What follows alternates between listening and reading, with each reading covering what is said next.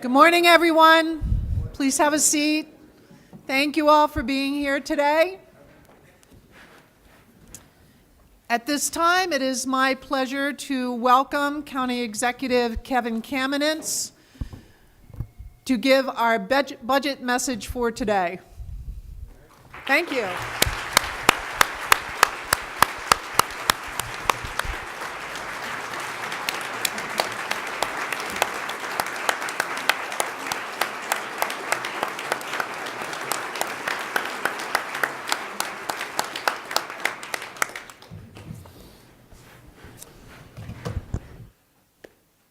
Council Chair Allman, members of the County Council, my fellow employees and citizens, it is my distinct honor to present you with Baltimore County's proposed operating and capital budgets for fiscal year 2017.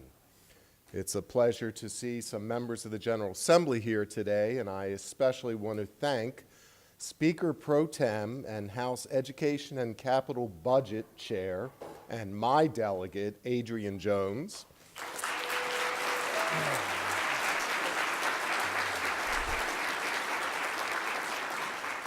And I also wish to specifically recognize Budget and Tax Chair Senator Ed Casemeyer.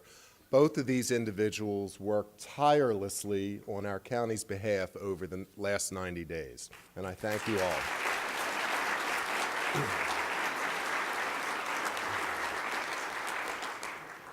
Well, good morning to everyone. During a year of increasingly divisive politics, in the formulation of this budget, we ask the fundamental question: what is the role of government? Is it the narrow path of providing basic services, filling potholes, and perhaps picking up the trash?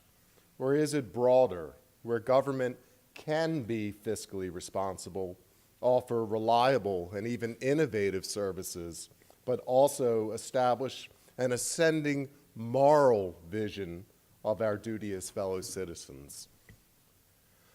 I believe that in Baltimore County, guided by our sound values and principles, we must pursue our responsibilities with even greater vigor. Fiscal responsibility, of course, is the cornerstone of any well-managed government. Once again, our proposed budget is within the County Council's spending affordability guidelines with no increase in the tax rates. In fact, with this budget, it will be 28 years since we last raised the property tax rate.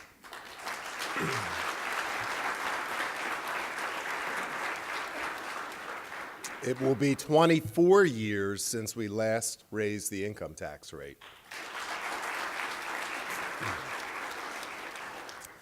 This commitment to fiscal stewardship has earned us the coveted AAA bond rating from all three rating agencies, and we are just one of 42 counties out of more than 3,000 nationwide to earn this mark of fiscal excellence.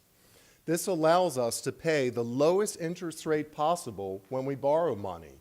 And in fact, since 2010, our AAA bond rating has saved taxpayers $38 million in interest.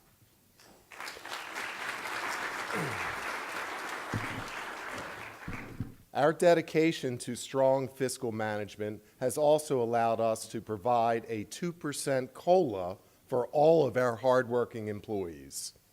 That's a clap, folks.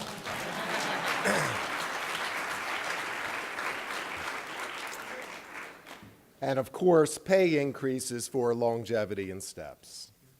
I want to thank Human Resources Director George Gay and all 6 of our bargaining units for reaching these labor agreements.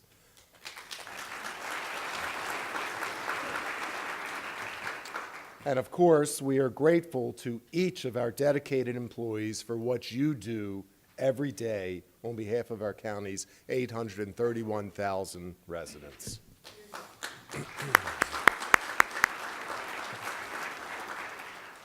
We really couldn't have reached this opportunity to talk about our strong sense of fiscal responsibility without the hard work of, first of all, our County Administrative Officer, Fred Homan.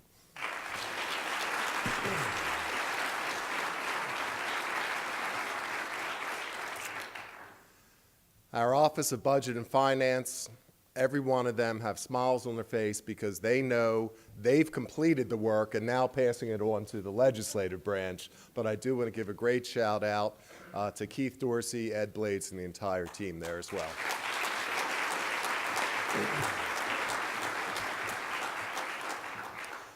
We also continue to make government more efficient and effective through our Office of Information Technology. Rob Stradling, as director, and his team have implemented nearly 300 technology initiatives since 2010. You only need to look to our most recent projects, such as No Wrong Door, our 911 upgrades, and our virtual call center to understand the impact these projects can have. Each makes it easier for citizens to interact with government. In the near future, we're going to announce later in this fiscal year a much improved customer service operation to assist citizens during storm emergencies. And in this budget, we continue our commitment to making government more innovative with nearly $18 million requested to fund 30 new technology projects throughout the county. Now, just as sound fiscal policies are integral to good government, a quality education is fundamental to our citizens' personal, cultural, and social development. Having a well-educated workforce is also vital to our county's prosperity. That's why we invest more than half of our county's tax dollars in public schools, community college, and the library system every year. I'm delighted that our county's champions of education are with us this morning. School Superintendent Dr. Dallas Dance.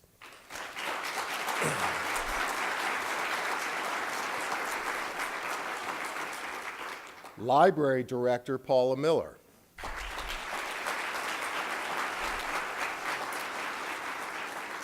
And Community College of Baltimore County President Dr. Sandra Kurtenitis.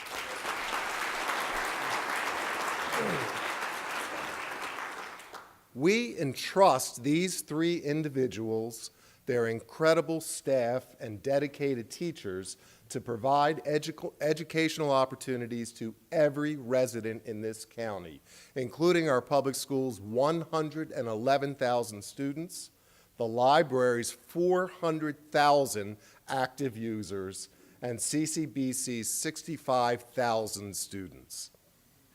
Our county's ongoing commitment to public education is best demonstrated by our recent investments in school construction.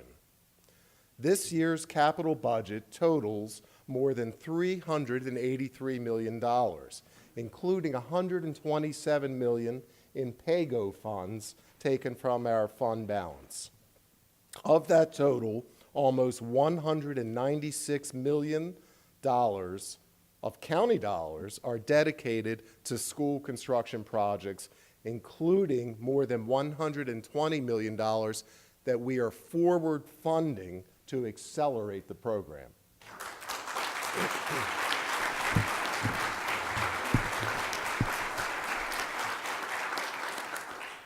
Never before in our county's history have we undertaken such a comprehensive plan to resolve the twin dilemma of our school system's aging buildings and rising enrollment. We're now more than halfway through our unprecedented $1.3 billion Schools for Our Future program. And with this passage of this budget and the funding requests for the next 3 referenda, we will have built 15 new schools and 11 additions.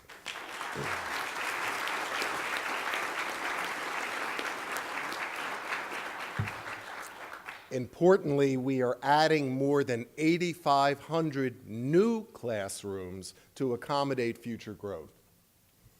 This budget will also reduce the number of schools without central air conditioning to just 10, and that's down.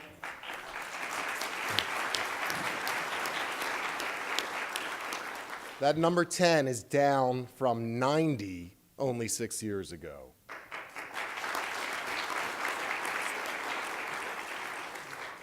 And those final 10 schools are on track to have central air conditioning installed by 2019.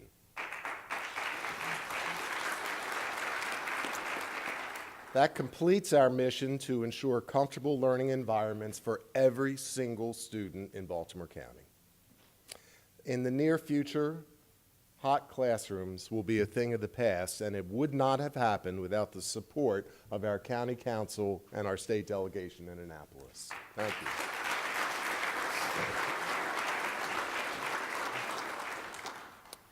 At the same time, we also recognize that a responsible government plans for future enrollment growth.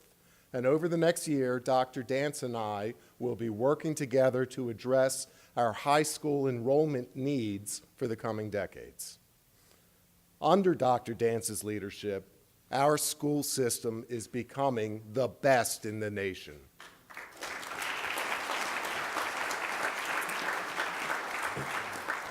Think about this. The graduation rate now stands at almost 88%, increasing in each of the last 5 years. 75% of our high schools are rated among the best in the nation. 23 schools have earned blue ribbon status. To help them continue this success, I am proud that this budget includes funding for more than 130 additional teachers next year. These new positions will not only accommodate future student growth, but importantly will supplement our Passport initiative, which provides foreign language instruction at the elementary school level.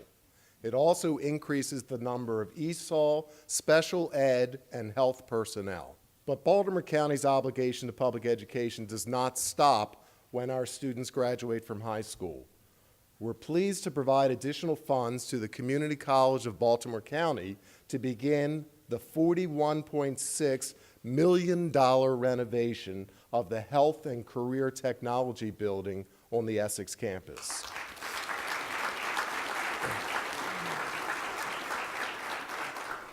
This is a prudent investment as CCBC serves as a major component of our employment strategy.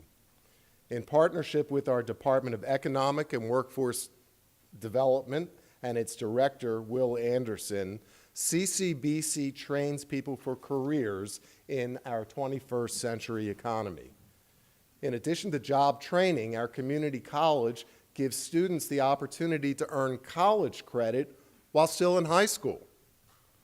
CCBC is one of the nation's top associate degree granting colleges, and at a time when the average student debt in our nation for a college graduate is nearly $30,000, it offers an affordable alternative for Baltimore County students pursuing a four-year degree. Is it any wonder that CCBC boasts the largest enrollment of any community college in this state?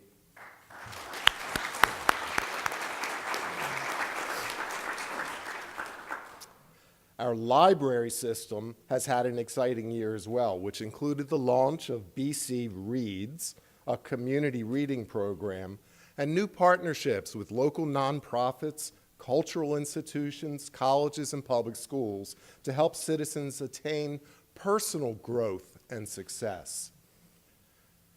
Building on our innovative brand of government, we are pleased to announce with this budget that we will be submitting $1.5 million for tablets to lend in each library, which will provide greater access to e-books that are quickly becoming a standard in every American household.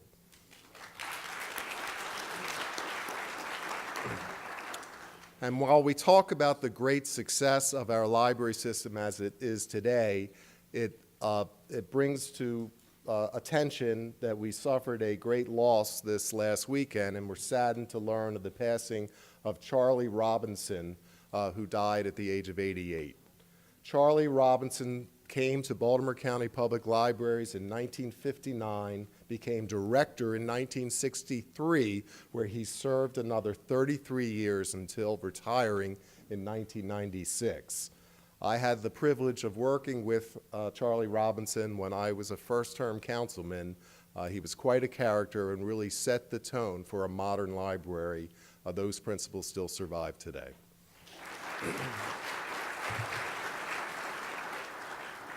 Now, whether our loved ones are at school, at work, or out and about in our neighborhoods, we want to know that they're safe.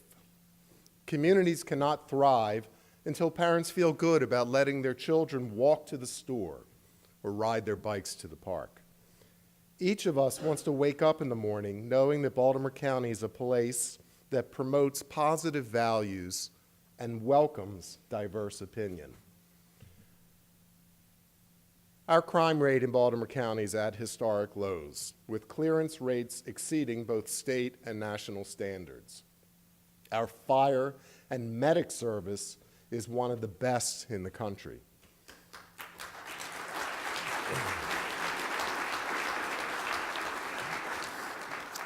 I'm very proud of our esteemed public safety officials, Police Chief Jim Johnson,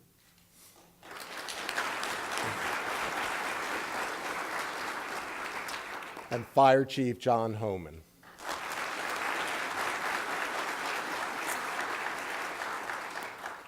Both of whom are doing an outstanding job. I thank all of our public safety employees for their unwavering dedication to safeguarding our county.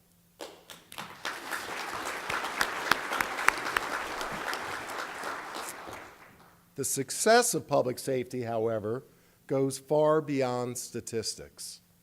As leaders of the region, we must acknowledge the national conversation that is taking place about law enforcement policies and police-community relations. The past 18 months have been particularly challenging for police departments and neighborhoods in almost every state in this country. There's no doubt that families of all backgrounds are increasingly worried when their teenagers go outside to spend time with friends.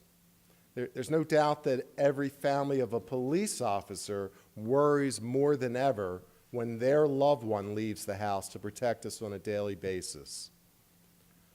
With the need to protect both our citizens and our police, we recognize that our forward-looking county would benefit from a police body camera program to improve public safety, enhance transparency and trust, reduce complaints, and make prosecutions more effective.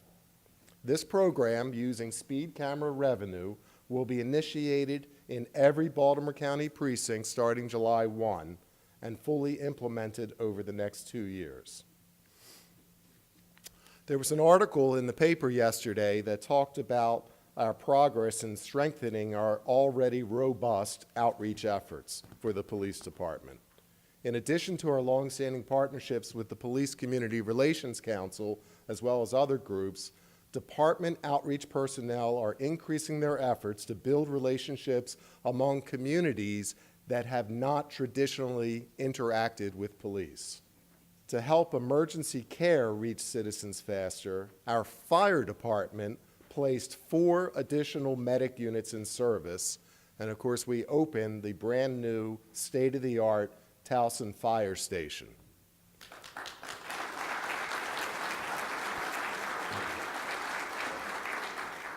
We also supplied all career and volunteer firefighters with $5 million in new breathing apparatus to better protect them from the dangerous conditions they so often encounter.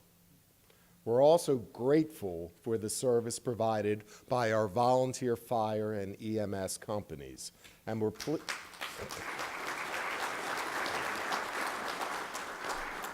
pleased to provide them in this budget with a 9.2% increase in funding.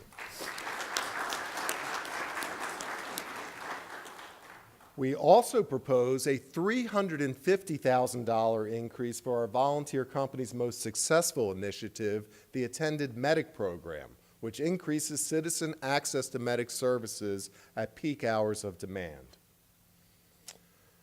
But we also recognize that if we want people to have confidence in the decisions made by our public safety personnel, our rank and file must reflect the diversity of the people they protect. Chiefs Johnson and Homan have done excellent work in this endeavor.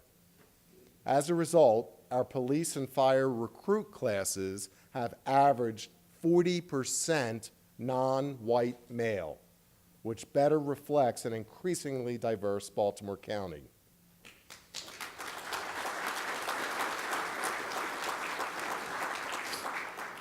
Our diversity is represented not only in the rank and file of our police department, but also in its highest levels of command. And the percentage of female firefighters in Baltimore County is among the highest in the nation.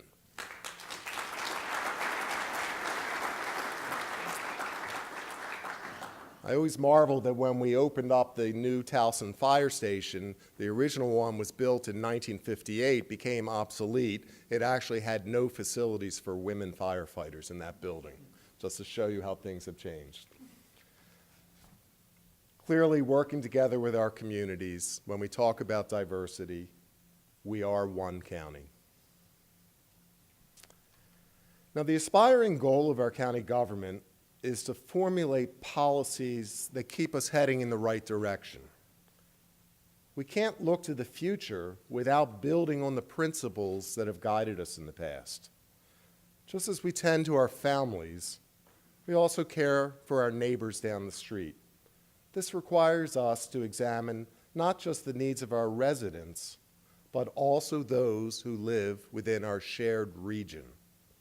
If we are to create the kind of Baltimore County that we want our children to be proud of, we must recognize the important role that Baltimore City plays in our county, in our region, and in our state.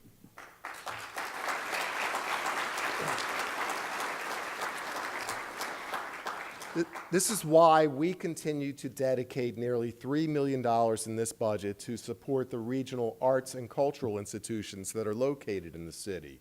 And that's why we were there last spring to lend a helping hand and not with a bill in our hand when the city needed it the most.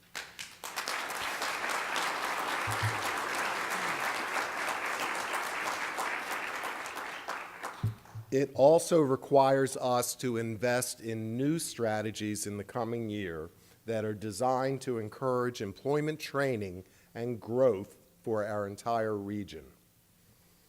I'm also proud that after years of negotiation, the county resolved a long-standing housing discrimination complaint with the U.S. Department of Housing and Urban Development, which allows us to move forward with a reasonable plan to encourage affordable housing to be made available to people who share our values of low crime, quality education, and access to jobs. I want to thank County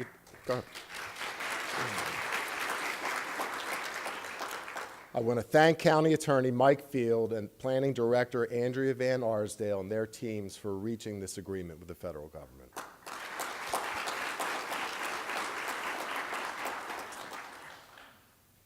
Government will ultimately be judged by how it treats the least fortunate among us. Knowing there are many for whom life's challenges seem insurmountable at times, our values demand that we take action to care for the homeless, look after our senior citizens, help people find quality housing, and assist those struggling with substance abuse and domestic violence. The work performed each day by Andrea Van Arsdale, Dr. Gregory Branch, Barry Williams, Deb Richardson, Joanne Williams, and their departments reflect this aspirational view of government. Whether it be through new substance abuse initiatives, a modern homeless shelter replacing trailers, a transitional housing facility for battered women and children who can stay weeks at a time until they secure permanent housing, a new PAL center, educational programs for our inmates, or even outreach to homebound seniors, we are committed to leaving no one behind on our watch. With that in mind, this budget includes more than $76 million to provide crucial services so our friends and neighbors can get back on their feet and live life to the fullest.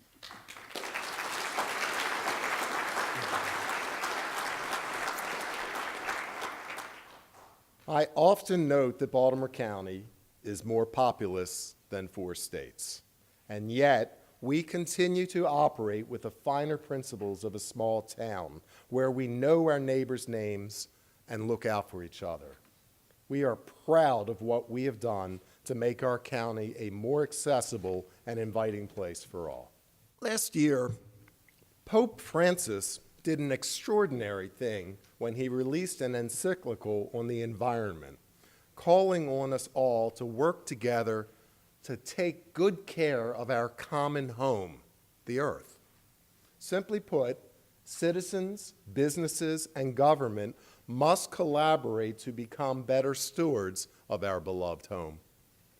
Baltimore County has created an extensive system of parks, preserved land, and watersheds that form a remarkable green network stretching from the Chesapeake Bay to the Mason-Dixon border. Almost 50 years ago, the county adopted the urban-rural demarcation line, which, along with conservative land use and environmental practices, has helped our Department of Planning to preserve vital natural and agricultural resources in our rural areas. Indeed, 2/3 of our county remains rural. Baltimore County has placed more than 63,000 acres under easement, including 726 acres this past year.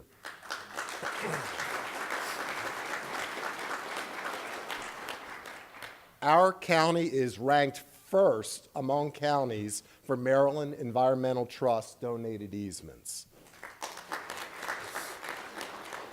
We're ranked third for rural legacy and fourth for agricultural easements.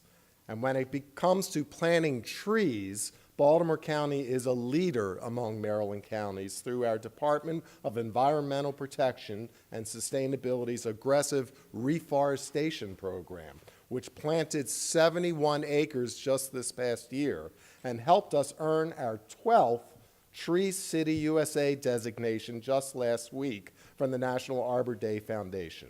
Preserving our county's natural settings also means ensuring people have access to places where they can play, exercise, and enjoy the outdoors. With the opening of new parks, recreation centers, and even new dog parks in recent years, we offer first-class recreational facilities for all of our residents, including the four-legged ones. I'm also pleased to include in this year's budget $11 million for the Department of Recreation and Parks to provide year-round recreational opportunities. And we are announcing that we will fund construction of 2 new turf fields at Milford Mill and Sparrows Point High Schools.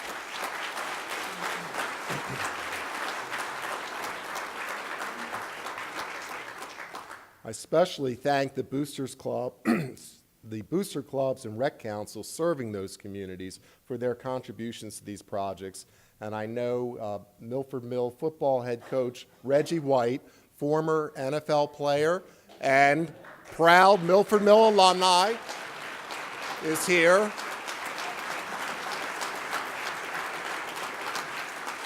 Thank you, Coach, and your whole team. We also have Sparrows Point Athletic Director Russ Linger and his group here. Thank you as well. Where are you, Russ?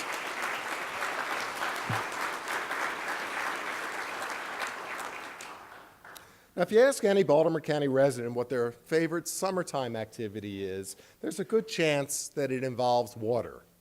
With 200 miles of waterfront and more than 2,000 miles of streams and rivers, our connection to the bay is personal. It's catching that first rockfish off the pier. Maybe it's boating at Marshy Point or watching the sunset over the Key Bridge in eastern Baltimore County. It's easy to understand why we are working hard to protect our natural resource. Our Department of Environmental Protection and Sustainability, led by Director Vince Gardina, has completed more than $60 million in stream restoration, shoreline stabilization, reforestation, and other water quality projects since 2011 that's going to preserve and restore our natural infrastructure. We have more than $77 million in additional projects planned.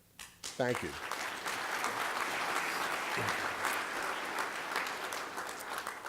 Now, in terms of infrastructure projects, I'd like to commend the exceptional work that our employees do in the Department of Public Works to keep our county going strong. They dug our county out in less than a week after Winter Storm Jonas dumped the biggest single snowfall in the history of this county. And when it wasn't snowing, they inspected, repaved, and repaired hundreds of miles of roads and pipe. They filled 72,000 potholes.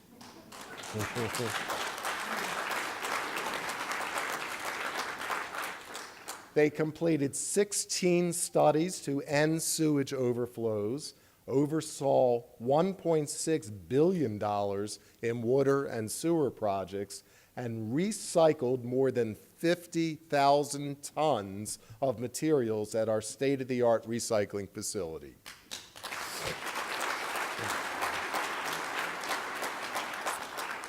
By the way, our innovative recycling facility actually saved taxpayers more than $21 million in our first 2 years of operation.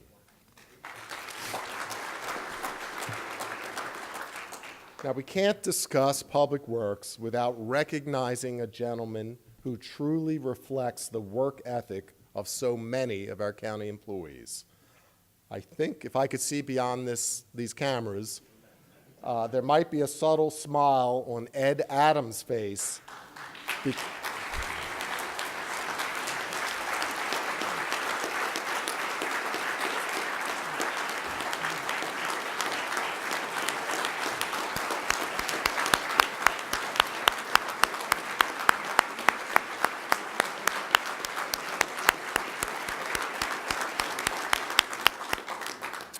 Ed, apparently the word is out that this is going to be your last budget message as department head.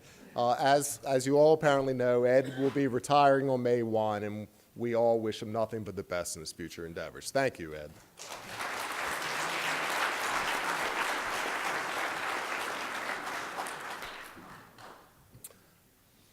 A critical role of our county government is to grow jobs and strengthen our local economy. When I first took office, we were in the midst of the worst economic downturn since the Great Depression. The unemployment rate in the county stood at 8.1%. Today, that rate has been driven down to 5%, and we've added more than 33,000 jobs.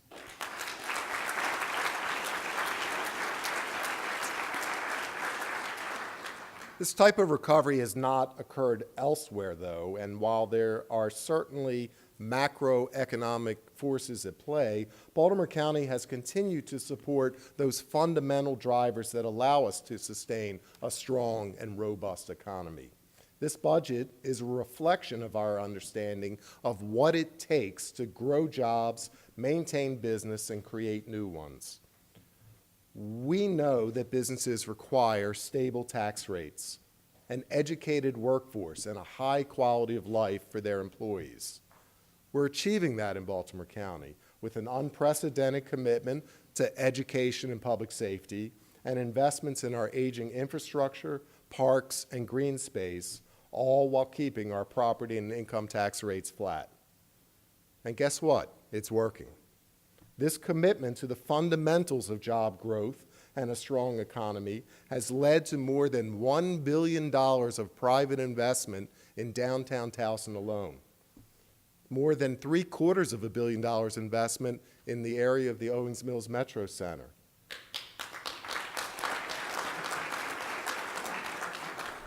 And for the first time in a generation, we are looking to a Sparrows Point with a real and tangible future, a future with 10,000 family-supported jobs.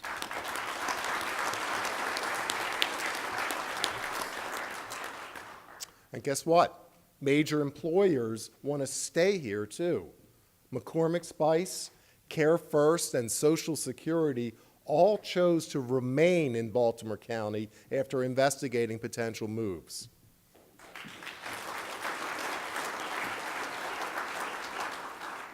When companies expand and jobs are created, the dollars to invest in our county also grow. So looking around this room, I feel an incredible sense of pride when I think about what we have accomplished since 2010. Working together, we've helped mitigate the effects of that Great Recession. We've made our streets safe, our schools strong. We faced the challenge of rebuilding our aging infrastructure. We protected our environment and the vulnerable among us while growing our economy. As a result, I can report that the state of our county is strong. Thank you.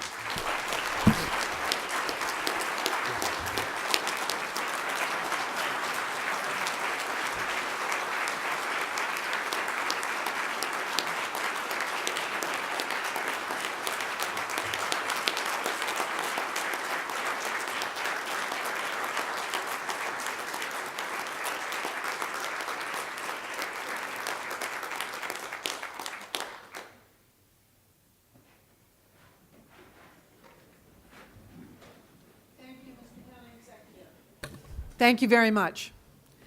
The County Council will hold a public hearing on the Executive's proposed budget on Tuesday, April 26th at 6 p.m. here in this chamber.